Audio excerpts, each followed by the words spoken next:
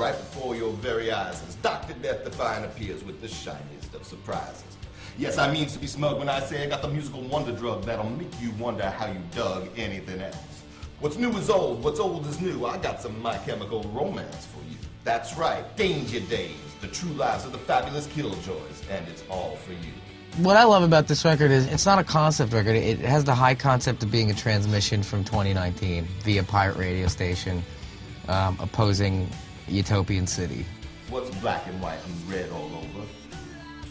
That'll be the last Dracula that tried to step between my radio waves and your eardrums. The best way to describe it, it's a collage, and even the videos are a collage. Like, yeah, are they saying something? Yeah, but they're saying more about, like, what's happening in terms of us creating it. You know, it's more about the creation process than the story.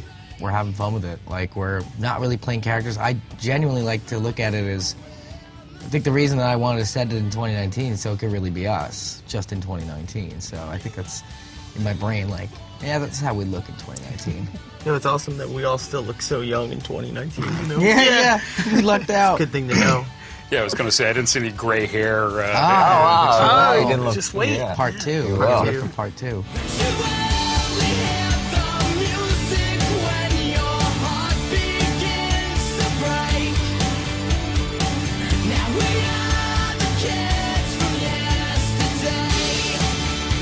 know, we finished touring on Black Parade like 2 years after it came out, and then took maybe about 8 months off, kind of thing, just to live life again. I think reimagined why we loved doing this so much. And when we got back together, you know, I think it was still, we were still leery of doing what we had done. So we set up these rules, you know, it was like guidelines of, all right, we want this record to be this, so there's no costumes, there's no characters, there's no extra, you know, instrumentation, there's no nothing, you know what I mean? And then we got into it and started to feel like, you know, all right, well, it has to fit in this box now, you know? And when we listened back to it, it was like, this doesn't feel like our band. Yeah. You know, it doesn't feel like we've gotten to that next level. I definitely remember when hearing back Bulletproof Heart the first time. Because I was like, wait a second, there's vocal harmonies on there. You're not supposed to do that. Right. And it's like, it sounds great, but wait, that's not in the rule book. Right. Like, they were definitely, you know, and that's such a weird, like, that's not how you want to be in the studio. The studio is supposed to be, you know, anything goes in the studio. It's all about doing what's best for the song.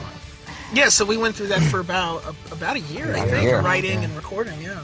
It was like self-exploration, like being introspective, and then we realized, you know, now this is what it has to be, you know.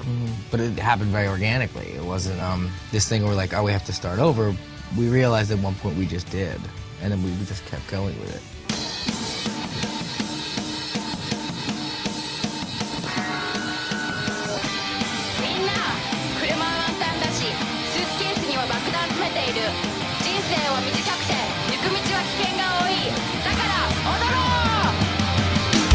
I think there's this feeling throughout New Jersey that you're like the little brother to New York. It's always like kind of trying to prove yourself kind of thing. And I think it makes you work extra hard.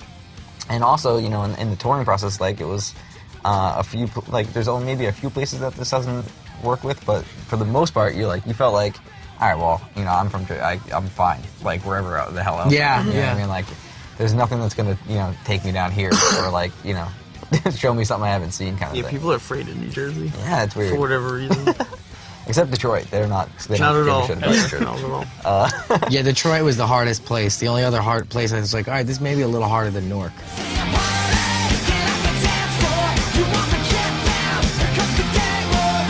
Well, here's the thing about California, though. See, and this is actually in a documentary about Biggie and Tupac, too, but it's very true. You get here, and you're from the East Coast, and you're like, oh, we could run stuff here, right? And then you can't. You realize this city, while it's very pretty and full of palm trees and sunshine and pretty people, it will eat you up. But if you're from Jersey, though, you kind of have like a one-up. You do, driving. yeah. The driving. Oh yeah, you're prepared. Let me tell you. You can command the road if you're from the East Coast and you drive here. Just brake lights when little droplets of rain. Have you noticed that, like, once it rains, people just die here? Yeah, there's like, always a massive yeah, accident with the littlest. Even just like in amount. houses and stuff, like, you know, there's ambulances parked up and down the street because, like, if you're kind of old and like a raindrop falls, you die. That's just what happens here. You just die.